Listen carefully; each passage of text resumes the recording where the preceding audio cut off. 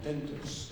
Estamos muy contentos de poder presentar la poesía y el pensamiento de uno de los grandes creadores del teatro moderno, Henrik Ibsen, en una obra muy significativa, muy estudiada, pero que llevaba 4 décadas sin aparecer en los escenarios españoles. Y estamos también felices de poder hacerlo en un montaje importante, del que nos sentimos muy orgullosos, liderado por Carlos Aladro, un director que a muchas cualidades suma el que además es un profundo conocedor de la dramaturgia ibseniana. Él quizá quiera contarnos, había puesto en escena el arquitecto Solnes en Portugal. Ha trabajado codo con codo, mano a mano con Pablo Rosal, quien ha hecho su dramaturgia a partir de una traducción directa del noruego de Cristina Gómez, no quiero decirlo mal, sí, Cristina Gómez Wagentum, a quien también agradecemos mucho su trabajo. Y Carlos ha liderado un equipo muy importante de creadores, y no quiero dejar de mencionar a los actores a los que habéis visto hace unos minutos en escenario: Juan C. Acero, Pilar Gómez, Nora Hernández, Ricardo Gómez, Javier Lara, Jesús Noguero y Eva Rufo. Es decir, estamos ante uno de los repartos más importantes, una de las constelaciones de actores más importantes que se puedan ver ahora mismo en un escenario en Madrid. Es muy hermoso que podamos, después de haber hecho la experiencia de asistir al espectáculo, de que la completemos en esta asamblea, en esta conversación, en que quizá podamos desplegar, quizá los creadores puedan ayudarnos a desplegar sentidos, porqués y cómo del trabajo que han hecho. Y va a ayudarnos en esta conversación Ayanta Barili, una periodista conocida por todos y además muy teatrera y muy amiga del Teatro de la Abadía. Ayanta, tuya es la palabra y muchas gracias por acompañarnos. Muchas gracias, buenas noches a todos. Bueno, estoy completamente abrumada porque esto de hablar de una obra de teatro 3 minutos después de este final, pues me siento más pato salvaje que Ayanta Barili en estos momentos. Pero eso es de lo que se trata, ¿no? Bueno, muchísimas gracias por esta invitación. En efecto, soy muy amiga del teatro y concretamente del Teatro de la Abadía. Siempre vuelvo con mucha alegría y mucho interés, y ciertamente, claro, yo nunca había visto esta obra representada. La había leído en su día, hace muchísimos años, pero en efecto, como lleva 40 años sin montarse, pues yo no la he pillado, así es que es la primera versión que veo, no tengo ninguna otra referencia, y a lo largo de toda la función se me venían a la cabeza, claro, como ya tenemos tanto visto y tanto leído, pues todo lo que trae este texto, ¿no? De pronto, pues... hola, bienvenida.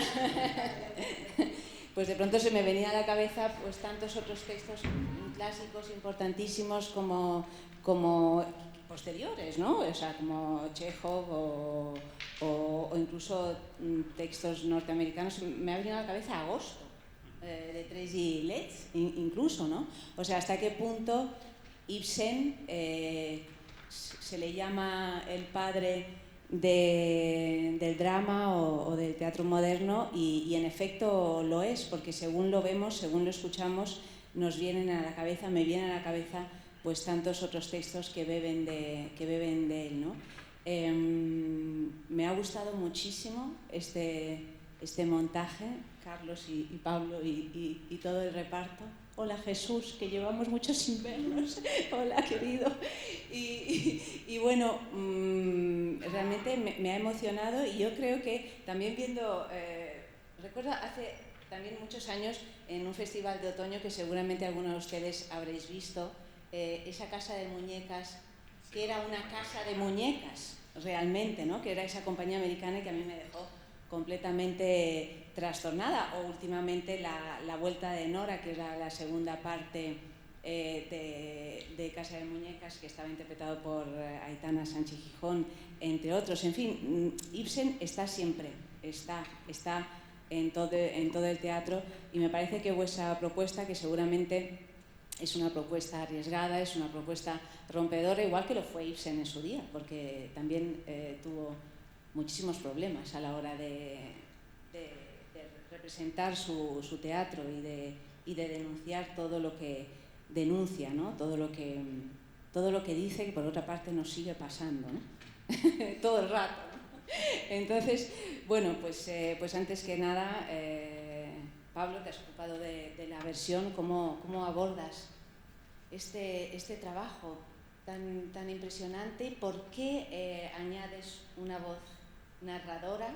En fin, déjalo, si no me sirve, si ya no hay programa de mano ni nada, cae como antes las otras cosas. Gracias. Bueno, en fin, ¿cómo abordas este trabajo? Venga, ¿voy yo, Carlos? Vale, empiezo yo, arranco. Sí, sobre todo, evidentemente está la pregunta de esta voz que guía, acompaña, jalona, da pistas durante la obra. Y en este sentido, lo que fundamentalmente nos hemos propuesto cuando pensábamos qué hizo Ibsen en su época y cuál es la correspondencia 150 años más tarde, es que Ibsen, en realidad, en su época, quiso parar el tiempo, quiso decir: esto se nos está yendo de las manos, estamos en una sociedad donde ya los valores ya no están regidos por una sabiduría cósmica, natural, etcétera, etcétera. Esto se nos está yendo de las manos, aquí cada uno piensa lo que le da la gana, aquí cada uno decide lo que le da la gana, y entonces ahí gesta, después de muchos intentos y muchas probaturas, a sus ya maduros 40, 50 años, gesta lo que se ha dado en llamar el drama moderno. Y el drama moderno es un intento de parar el tiempo, de decir: hasta aquí, por favor, que se nos está yendo de las manos, que estamos viviendo vidas muy raras, que cada uno está sufriendo por cosas que no entendemos muy bien. Y entonces, de ahí hay como una correspondencia a lo largo de los años a intentar hacer hoy en día. Si hoy en día hacemos un drama tal cual, si hoy en día lo servimos una ficción como lo hacen las series, como lo hacen el audiovisual hoy en día, no estamos generando ningún tipo de grieta. Lo que hizo Ibsen en su época fue generar una grieta en su sociedad. De pronto le ponía un espejo y le decía: ya no son paisajes místicos y míticos, no, es vuestro salón de vuestra casa donde se produce el drama de la vida. Y en este sentido, lo que hemos intentado en esta versión, que hay mucho trabajo de limpiar versos, de hacerlos más ágiles, de agilizar las conversaciones, de agilizar conflictos, etcétera, etcétera. Estas rupturas que se nos ha dicho que estamos haciendo, pero que no son rupturas como tal, yo pienso que es inevitable, y es inevitable ser consciente en el siglo XXI. Lo que estamos haciendo es servir un drama, pero no dejar que nos vayamos solo por la emoción, sino que sepamos lo que estamos haciendo. Ibsen hacía un drama de ideas, y esto es un lugar de estudio de la humanidad. O sea que eso es lo que hemos intentado trasladar 150 años más tarde. Bueno, el teatro en sí mismo es un lugar de estudio de la humanidad. Afortunadamente seguimos teniendo ese reducto para estudiarlo, Carlos, a través también, pues, de un texto, de la versión de un texto y de la dirección de toda una concepción, para luego, digamos, arrojar a los actores, a los pobres actores en este caso, porque madre mía, qué trabajo tan profundo y tan difícil, y bueno, y crear un mundo, el del pato salvaje. ¿De qué manera? Pues una cosa que leí en uno de los estudios de estos profundísimos y academicísimos sobre Ibsen es que una de las acotaciones de la obra original de Ibsen, en la que se describe que es el salón, que es un ático, pero que también hace de salón, que es un estudio de fotografía en el que hay dos puertas al fondo que se abren y dan paso a un desván en el que hay luces y sombras. y un estudio muy sesudo decía que seguramente era la primera acotación escenográfica, o la primera gran acotación escenográfica compleja y metateatral de la historia del teatro. Y esto es lo que le dije al escenógrafo y dije, y ahora vas y lo haces. ¿Cómo?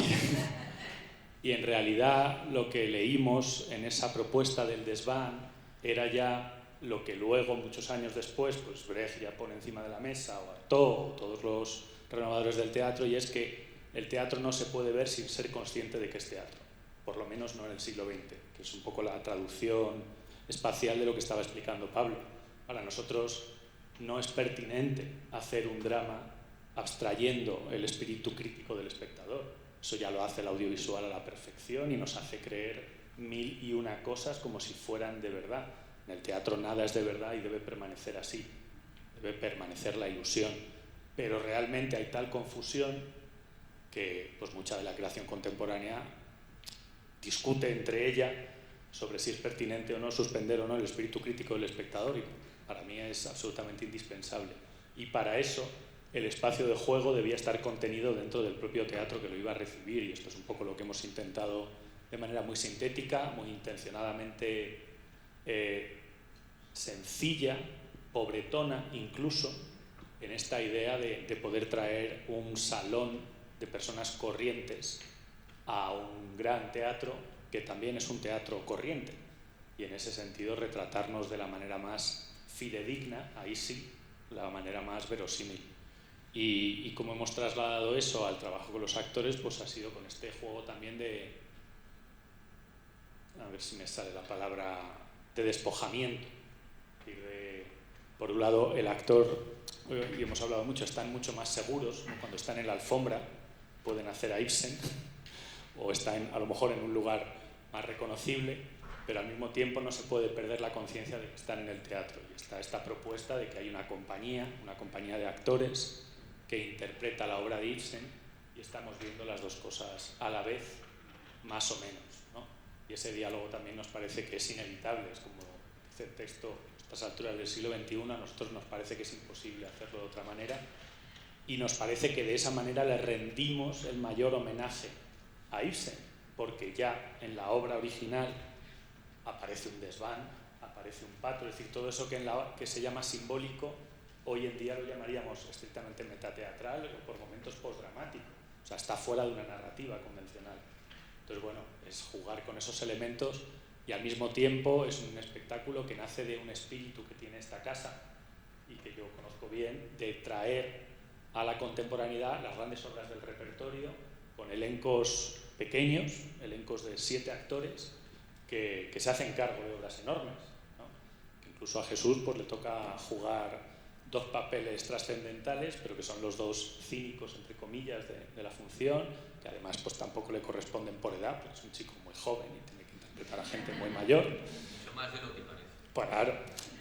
Pero toda esa parte, creemos que el público de la Abadía ya lo sabe y nosotros lo reivindicamos, es parte consustancial de la ilusión del teatro, de venir y hacemos una asamblea entre todos y nos tomamos una cerveza todos juntos. Claro que sí. ¿Nos hemos tomado la cerveza, sí o no? Pues claro que sí. Y hemos cantado un cumpleaños feliz. Esto ya... Increíble, esto ha tengo sido que decir que es un una ataque... experiencia preciosa. Me encanta, muy bien. ¿Verdad? Eso no es una experiencia... Sí, sí, lo es. Lo es, ¿no? ¿Qué os ha parecido el cumpleaños feliz?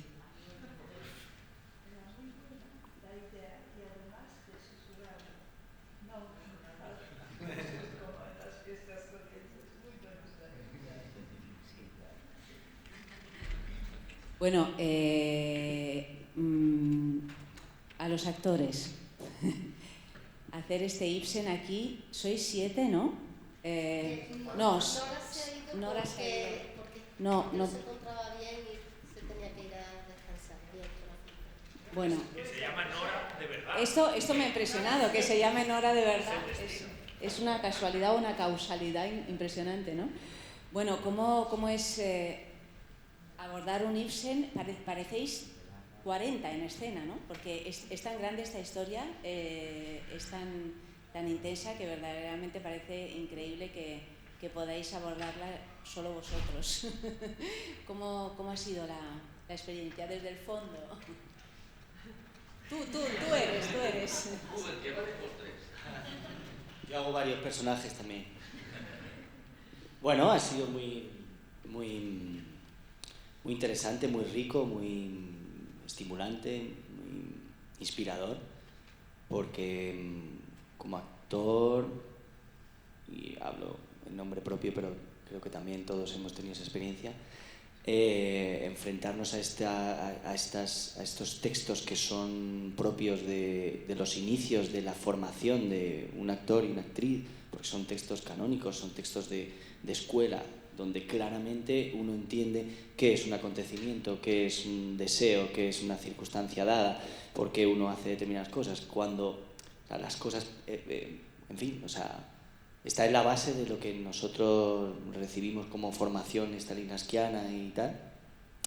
Y entonces tener la oportunidad de hacer esto y revisitarlo desde la óptica que Carlos y Pablo han ofrecido, pues para mí ha sido un goce, en el sentido no del espectador que disfruta viendo la función. Nuestro goce tiene que ver con la tarea, con el sudor y con ponerte en relación con la complejidad, ¿no? Y ahí hay algo que solamente pueden determinados textos o determinados trabajos o tener a determinados compañeros y compañeras delante producirse, ¿no? Solo gracias a eso, ¿no? Entonces para mí es un regalo. Estás haciendo un trabajo que es de atletismo actoral, ¿no? Es un personaje aeróbico. Es eso, ¿no? O sea, realmente es casi una danza.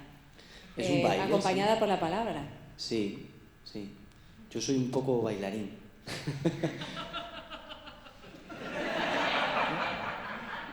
Vamos a dar paso a mi compañera, cuya risa, por alusiones, cuya risa acaba de desvelar el secreto del asunto. No, sí, yo soy de moverme. Estaba pensando que a veces cuando uno va a ver un Ibsen, y genera la risa en el público, los actores os podéis quedar un poco desconcertados, ¿no? Incluso el director, porque es un pero es un drama y dices, pero bueno, ¿cómo? Si se ríen es que no funciona, ¿no? Y sin embargo creo que es exactamente lo contrario, ¿no? Cuando el drama es tan drama que ya se da la vuelta, ¿no? Se convierte en una tragicomedia por parecido, porque no digo que hayamos vivido exactamente lo que acaba de ocurrir en escena, ¿no? Pero bueno, sabemos de qué estamos hablando. Y creo que cuando nos reímos en un Ibsen es que la cosa va bien. Bueno, yo creo que lo que pasa es que hay una serie de, como en todo, ¿no? Una serie de lugares comunes donde uno piensa que hacemos categorías y además lo que hemos visto últimamente, ¿no? Nos volvemos expertos muy rápido, somos vulcanólogos de repente, somos virólogos, sabemos de estrategia geopolítica y de guerra muy rápido, y también sabemos mucho de Ibsen, sabemos mucho de qué es un drama ibseniano y cómo se debe hacer, ¿no? Y yo personalmente, cuando me preparé la audición para hacer esto, me leí, y una de las cosas que me leí la obra, una de las cosas que me sorprendió muchísimo fue el tono que tiene la función, y es un tono que para mí el teatro no es literatura, ¿no? Y esto pues me extraña y es chocante que siga siendo polémico en el año 2020, pero es un poco así, o sea, no tiene nada que ver lo digital con lo analógico. Nosotros somos seres analógicos, ¿no? Entonces lo que ocurre aquí, lo que ocurre entre nosotros, es que claro, pues sucede la reacción, que a veces es divertido, ¿no? O sea, yo considero que hay cosas extremadamente divertidas en ver a gente pasarlo muy mal, ¿no? En una situación de malentendido, de tal, o sea, y eso en la obra original está enterrado, es sutil, y claro, pero está, es un tono muy, muy curioso, ¿no? Y hablad ya, por favor. ¿Qué queréis que diga? Háblanos del tono, en tu tono, Jesús. ¿Cómo encontrar el tono de esta función? Debo confesar que para mí ha sido un paseo placentero desde el primer taller que hicimos hasta la última función que acabamos de hacer ahora. O sea,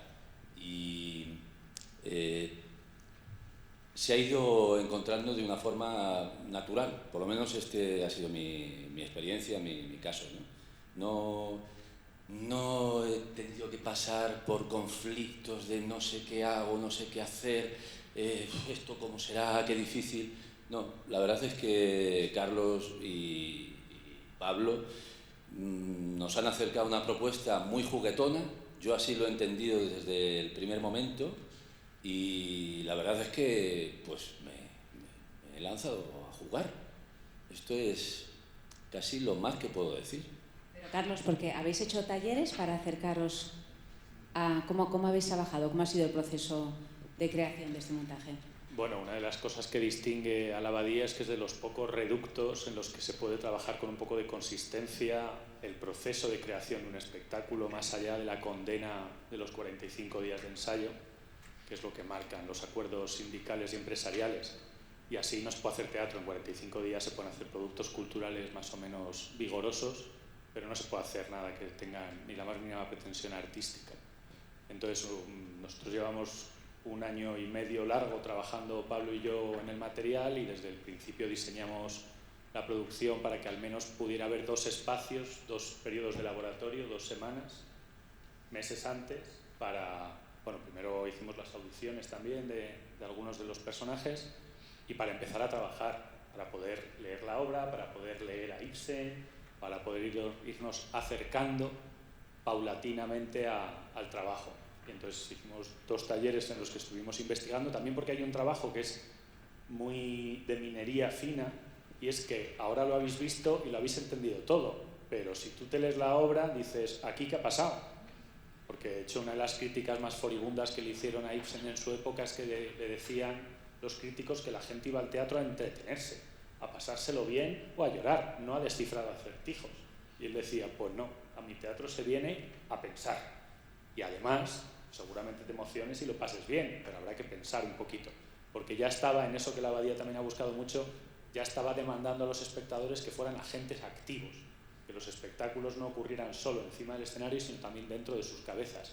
Y el Pato Salvaje en eso es paradigmático, porque hay un escenario oculto detrás, que no es otra cosa que el inconsciente, que no es otra cosa que el espacio de la imaginación. Entonces hay mucho trabajo luego también de quién es cada personaje, qué es lo que ocurrió. De hecho, si ahora preguntáramos, habría muchas versiones de lo que realmente ocurrió, porque Ibsen tampoco lo aclara. ¿Es realmente Hedwig hija de quién?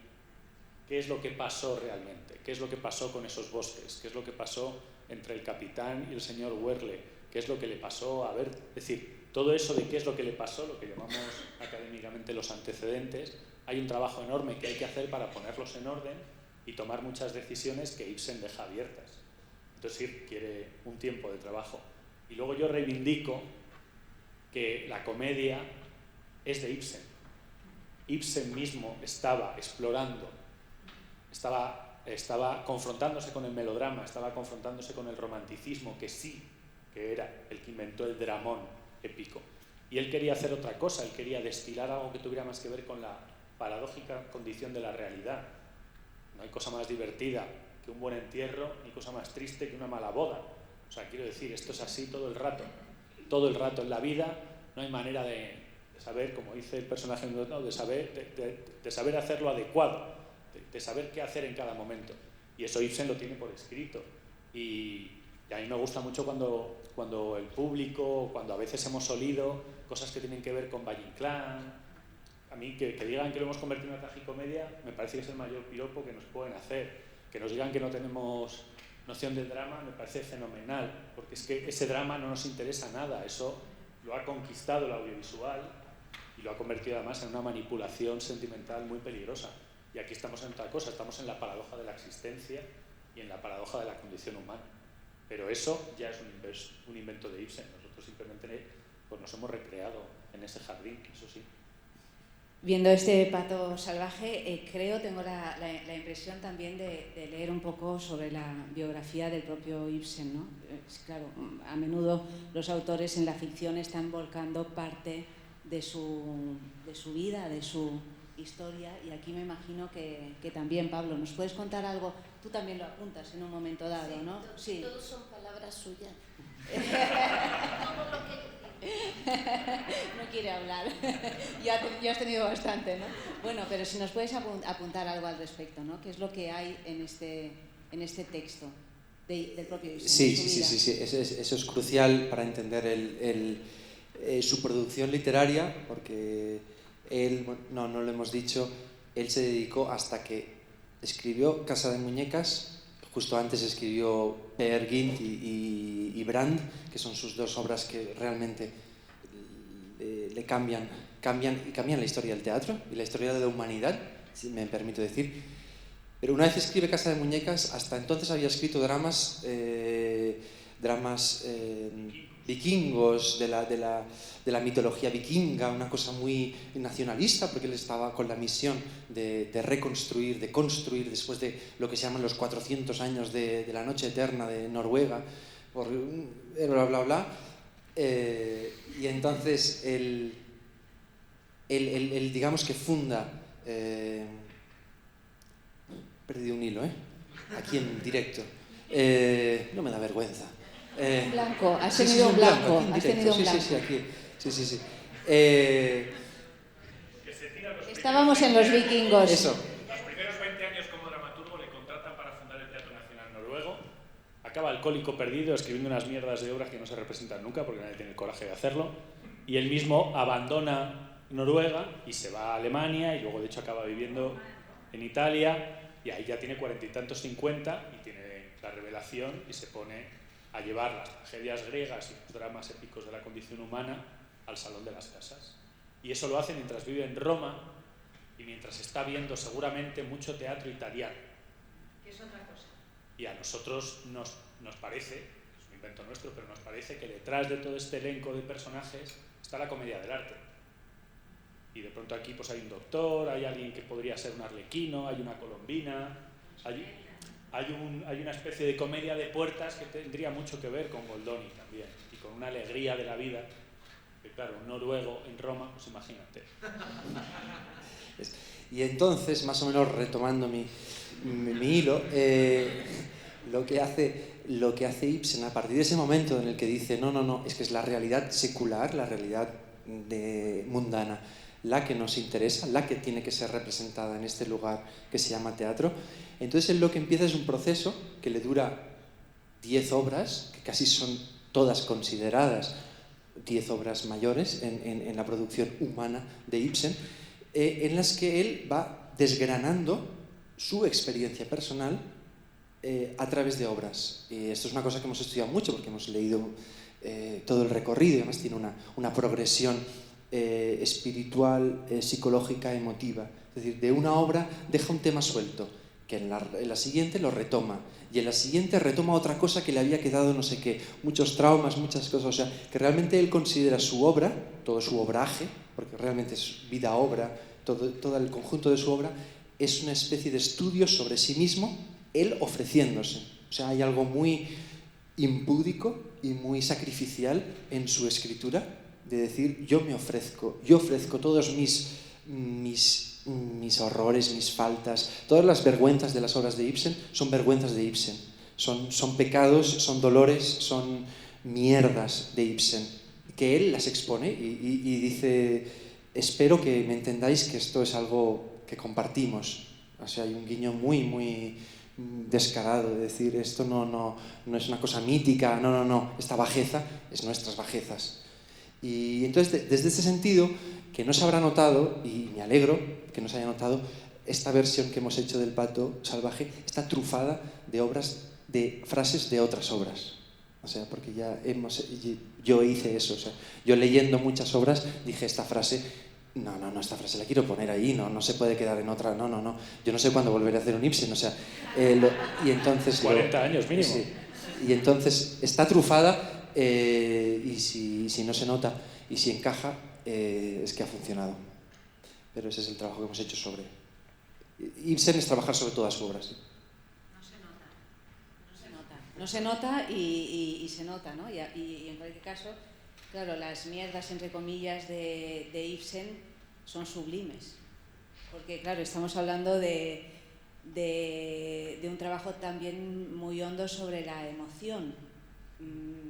Esa cosa tan vaporosa que para quienes escriben es tan difícil de atrapar y mucho más de llevar a escena, de poner en boca de los actores y que realmente te lleve a otro lado. Y es lo que sucede aquí, afortunadamente. Gracias a ellos. Gracias a vosotros.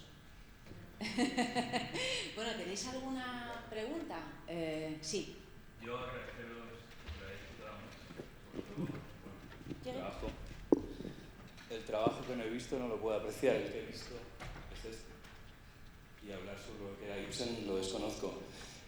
Pero si era esto, me hubiera encantado conocerle. O sea que estoy encantado de haberos visto.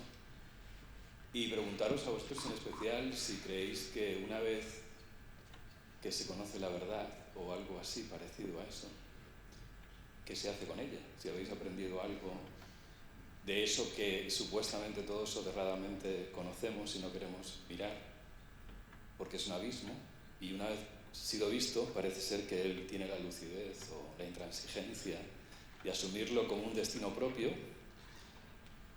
¿Qué hacemos los demás cuando vemos esa verdad que nos interpela, nos apela de manera directa? Ha habido una escena maravillosa, muy dulce, o sea, ¡guau! Y si está escrito así, y si no, tampoco pasa nada. Está bien. Me ha encantado vuestra relación. Como actores no lo sé, porque no sé si era metateatro. O sea, no para mí, no, esas distinciones...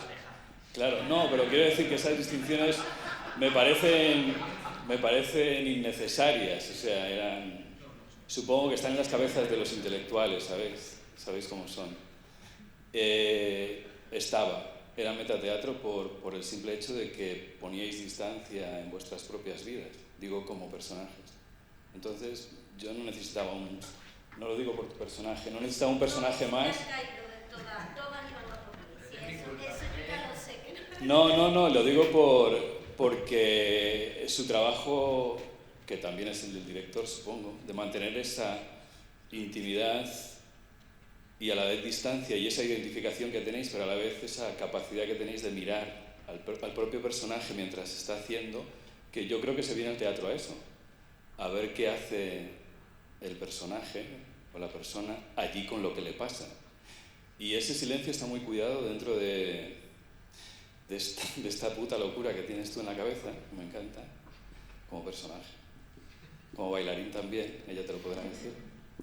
Y nada, que me he divertido mucho. Algunas cosas no las he entendido, pero bueno, ya están los intelectuales, ya sabéis. Y perdonad, ha sido un placer inmenso, me lo he pasado muy bien. Y que disfrutéis mucho de la obra. Y de lo que hayáis descubierto con los personajes, no sé, a mí me ha parecido eso. Entonces, si os ha planteado qué hacer con lo que pasa en este momento y con lo que nos pasa, nos callamos, nos hacemos los locos, desviamos la mirada, nos enfrentamos a la verdad o a aquello que humildemente asumimos como nuestro. ¿Qué hacemos con ese legado o ese descubrimiento? Muchas gracias. Sí, yo que el verdadero personaje. Sí.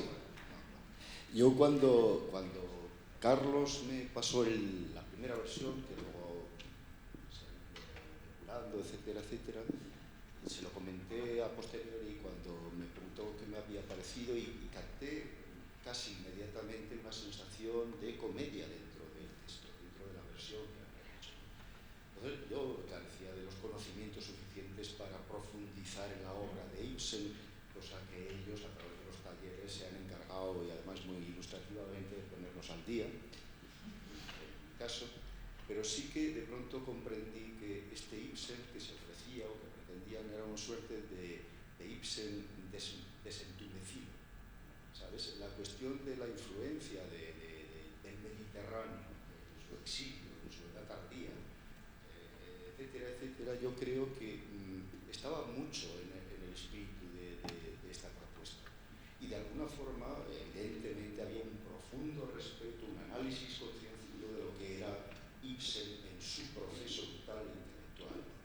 Entonces, esa atracción, precisamente por la complejidad, por tratar de laminar la complejidad sin dejar de que tenga su propio, es lo que se ha producido todo este proceso. En ocasiones, evidentemente, puede ser de no inmediata comprensión, pero que a mí me da la sensación de que Ibsen está ahí, es decir, y precisamente no da respuestas. O sea, lo que lanza, y eso es el interés quizá el interés mayor que tiene esta obra tardía de Ibsen, es que ya se ha olvidado de alharacas, de misionismos, de concienciar y deja abierta a la coparticipación de la gente que lee y hace este relato, esa idea de torpeza profunda que tenemos los seres humanos. Y enlaza, evidentemente, con eso, con la esencia y el valor indiscutible que tiene el teatro. Sería un poco la sensación que yo tengo. Lo hace muy bien porque su personaje es el teatro. Su personaje arquetípicamente es el lunático, que ya es un personaje que ya estaba en la historia del teatro y que habita el teatro, de alguna manera. Sí, lo estaba observando todo desde arriba. ¿Se acabó ya? Más o menos, me dicen por ahí. Qué pena. Reloj, ¿Quién es el conejo del reloj? Está escondido. Está escondido. Bueno, lo matamos todo lo que... Bueno, pero ¿no hay ninguna pregunta más? Es que a lo mejor se ha quedado así, ¿no? Vale, bueno. Pues... El día 4 es mi cumpleaños, si queréis. Te cantamos, te lo cantamos. Te lo cantamos. Bueno, a partir de ahora va a ser la nueva manera, es evidente, de cantar el cumpleaños feliz en todas nuestras casas. No hay otra. Eso es lo que es una de las cosas importantes que hemos aprendido hoy. Luego ya reflexionaremos sobre la verdad, la mentira, la condición humana, las relaciones de pareja. Hay tantos temas que es muy difícil tocarlos, pero es verdad que uno de los que más, al que más le hemos querido prestar atención, pero que luego curiosamente pasa un poco desapercibido, es el trato a la infancia. O sea, no solo el trato a la mujer, que es como con otras obras de Ibsen eso está como más en primer plano, pero aquí hay un tema con eso, un tema gordo hay con la mujer aquí, pero también hay un tema gordo con la infancia, con los niños, ¿no? Con ese descubrimiento que hacen de, a lo mejor los niños, las mujeres son seres humanos también. Y bueno, justo estos días que estamos otra vez conmocionados por la barbarie, pues yo hoy cuando he visto al pato con la escopeta he dicho, pues así seguimos, no pasa nada. Permanecer en el problema, ¿no? Esa es la única historia de la humanidad. Bueno, o permanecer en el problema o intentar resolverlo pues con el pato salvaje, entre otras cosas. O sea que nada, pregunta. ¿Las plumas son auténticas o artificiales? Son de Ikea. De Ikea, entonces serán auténticas, ¿no? Son de Ikea. Porque yo estuve sentada aquí y pasé lo imposible para no molestar a los intérpretes por alergia. Menos mal que tenía la mascarilla. Bueno, habrá que tenerlo en cuenta. En fin, pues nada. Claro, pues muchas gracias a Yanta por habernos ayudado junto a estos importantes creadores a completar la experiencia. Hoy ha sido un buen día en la abadía.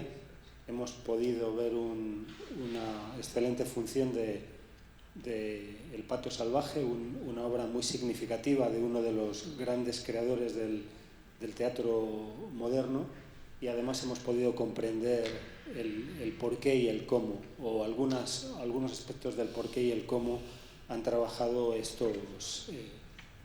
todos estos artistas. Y lo hemos hecho con vosotros en asamblea, trabajamos para vosotros y para vosotras, y os deseo buenas noches. Muchas gracias.